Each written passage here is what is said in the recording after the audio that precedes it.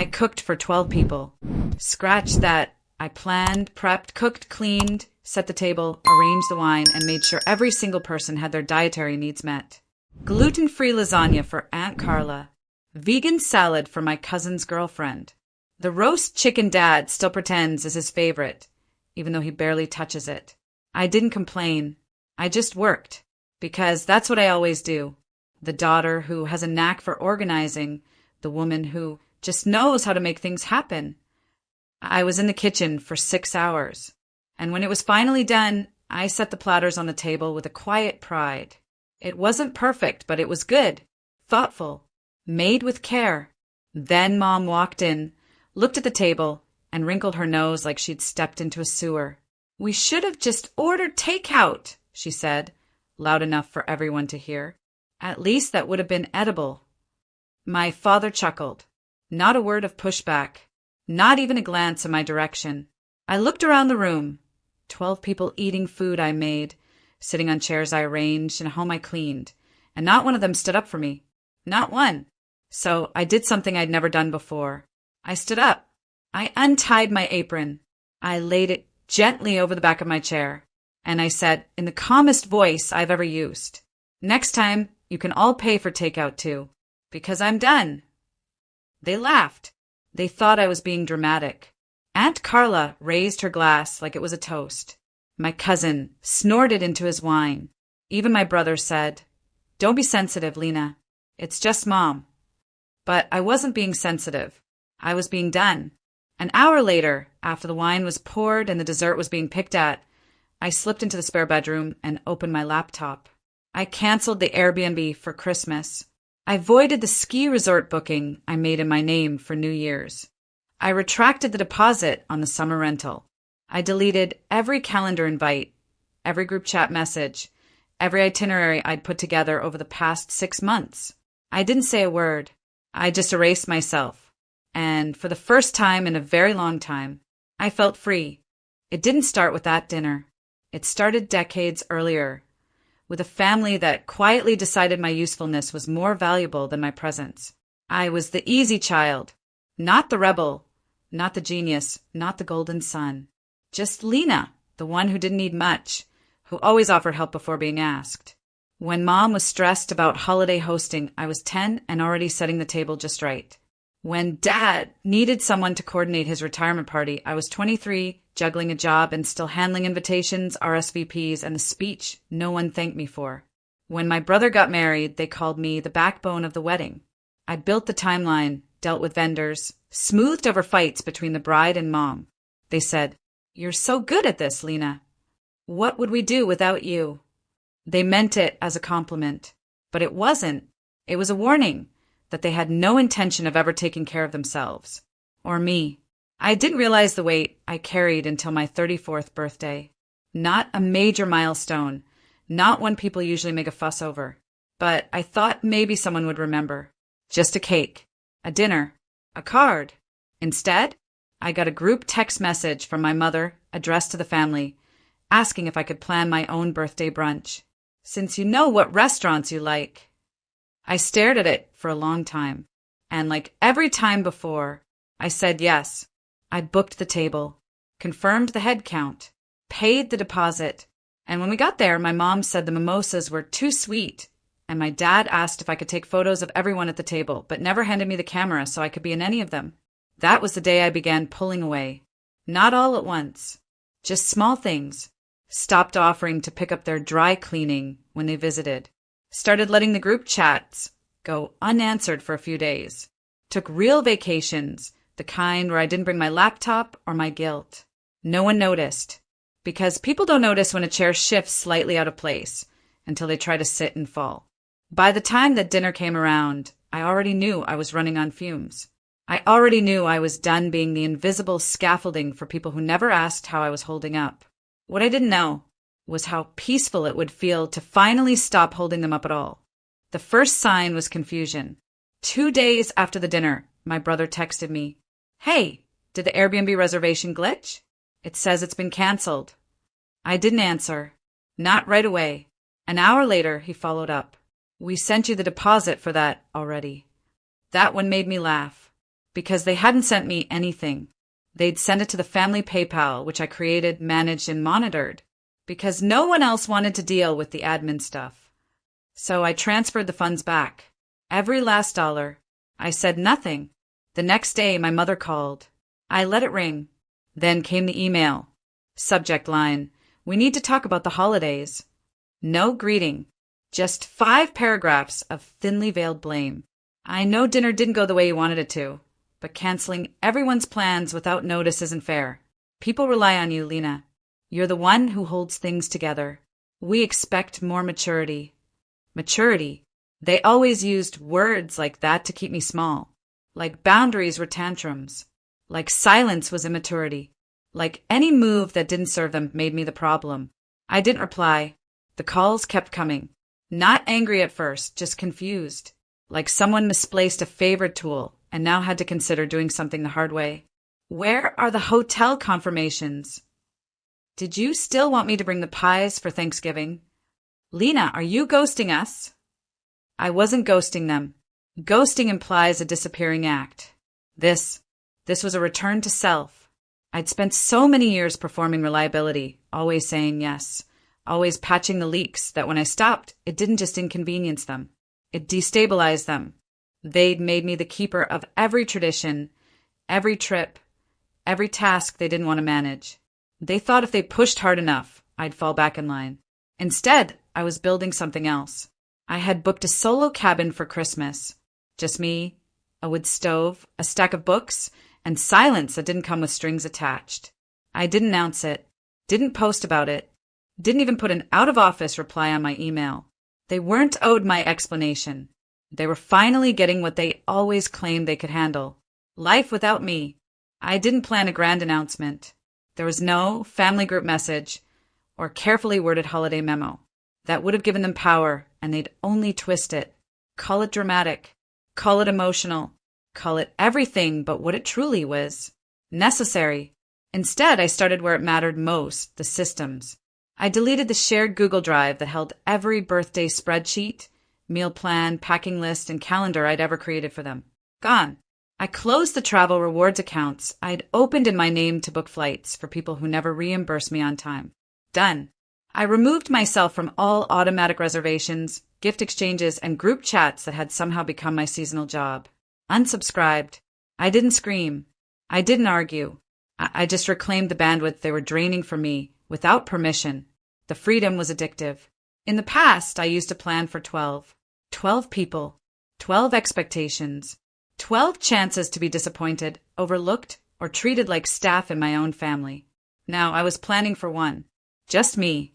I booked my holiday solo. 3 days in a quiet cabin upstate. Wood-burning fireplace. No Wi-Fi. I bought new pajamas, fresh coffee, and a small chocolate cake that I wouldn't have to share or justify. It cost less than hosting Thanksgiving had cost me the year before, but it felt like gold.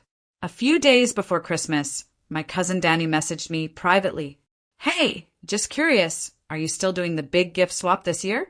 No one said anything. I stared at her text for a long time. Danny wasn't cruel. She was just one of the many who had gotten comfortable with me being in charge of everyone else's joy. So I replied, "No gift swap this year. I'm sitting this one out. Hope you enjoy the holidays." She sent back a sad face emoji then. "Wait, so who's going to host?" That was the moment I knew. Not one of them had even considered stepping up. They hadn't made alternate plans. They hadn't called each other. They were all waiting for the backup generator, me, to kick in. But this time, I wasn't flipping the switch. I wasn't angry anymore. Just done playing the role they assigned me. And the most beautiful part? They'd have to learn to live without the girl who used to do everything. Because I had already started learning to live without them. The unraveling started with a group chat I forgot I hadn't left yet. It was titled Holiday Master List, a thread I created 3 years ago so everyone could track flights, menus, car rentals, and guest lists in one place. It had become the default space where the entire family gathered to ask me how things were coming along. This year, it was chaos. So, who's picking up Nana from the airport? Does anyone know how to make gluten-free stuffing? Are we still doing the cabin? Or is it Grandma's house now? Wait, is anyone even bringing dessert? 30 unread messages in 2 hours. Not one tagged me directly, but every single one read like a silent scream. Where is Lena? I didn't answer. Didn't even open the app again. Instead, I made soup in silence. Played music I liked. Watched the snow fall outside my cabin window, and let myself feel nothing for the first time in a long time. No pressure. No obligation. No, can you just real quick? They were finally experiencing what I had been warning them about for years. That when you treat someone's labor like a guarantee, you forget it's a choice. And I had finally made mine. On Christmas Day, I got a single email from my mother. The subject line said, "So this is how you want to be?" The body of the email? Empty. I laughed out loud. Closed it. Archived it. No response. A few hours later, my cousin Danny posted a photo on social media. It was a dining table, poorly set, slumped paper plates, one foil tray of stuffing, and a mismatched set of serving spoons. No centerpiece. No candles. No order. The caption read, "This year's Thanksgiving-style Christmas was a bit improvised, still grateful, though." The comments said it all. Wait, where's the usual spread? Did Lena not host this year? Looks like y'all missed your MVP. That one. That last one? I screenshotted it. Not to gloat. To remember. Because the truth is, I had always wondered if I was imagining it, the weight I carried, the work I did, the roles I was quietly assigned and never thanked for. But I wasn't imagining it. And I wasn't invisible. I was just used. Until I stopped letting them. And now, they were learning. Not through lectures. Not through revenge. But through a silence so unfamiliar it echoed. And I was learning too, that the world doesn't end when you stop over-functioning for people who never ask how you're doing. It just starts to get really quiet. And then it starts to feel like peace. By New Year's Eve, the text shifted tone. Gone was the passive sarcasm. Gone were the just checking in excuses. What came next was pure panic. My brother, who once joked that I had nothing better to do than organize everyone's lives, sent me a long message. "Hey, can we talk? I think we all kind of screwed up. I didn't realize how much stuff you handled until nobody else knew what was going on. People are fighting. Mom's upset. I think she thought you'd come around." I read it twice. Then I muted the thread. Because he was right, they didn't realize. Not because they weren't capable, but because they were never forced to be. They let me carry the weight because it was easier. And now they were tripping over everything I used to silently clean up behind them. Later that week, I got a voicemail from my mother. Her voice was tight, that particular kind of calm she used when she wanted to sound composed, but couldn't quite hide the resentment. "I don't know what game you think you're playing, Lena, but you made your point. We get it. Enough now. The family needs to come together." It was almost funny. Come together? I'd spent my entire adult life trying to keep this family from falling apart. They just didn't like what it looked like without me holding the seams shut. My cousin Danny, bless her, was the only one who tried with real honesty. She messaged me the week after the holidays. "I just wanted to say I'm sorry for not noticing, for not helping more. I think we all got used to you being the default, and we didn't realize how heavy that must have been." I stared at the message for a long time. And I cried, because even though it wasn't dramatic, and even though it wasn't from the people who hurt me the most, it was the first time anyone had acknowledged it. The work, the emotional labor, the exhaustion. I didn't respond right away. I wanted to sit with the moment, not to forgive, not yet, but to breathe, because something inside me had shifted. I wasn't looking for apologies anymore. I wasn't trying to fix what broke. I wasn't trying to teach them a lesson. This wasn't about revenge. It was about release. Letting go of the version of myself that always over-delivered, always smoothed the sharp edges, always took the hits so no one else had to feel the discomfort. They were feeling it now. All of it. And I was feeling something else entirely. Peace.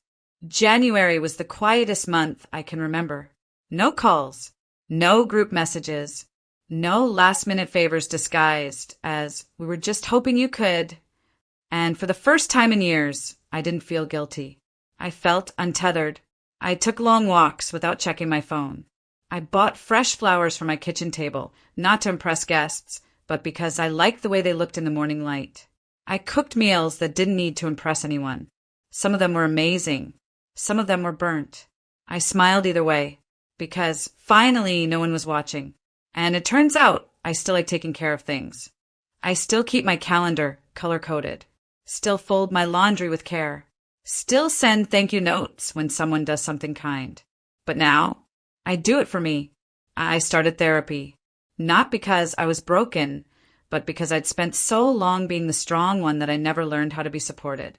My therapist asked me once, "When did you learn that love had to be earned?"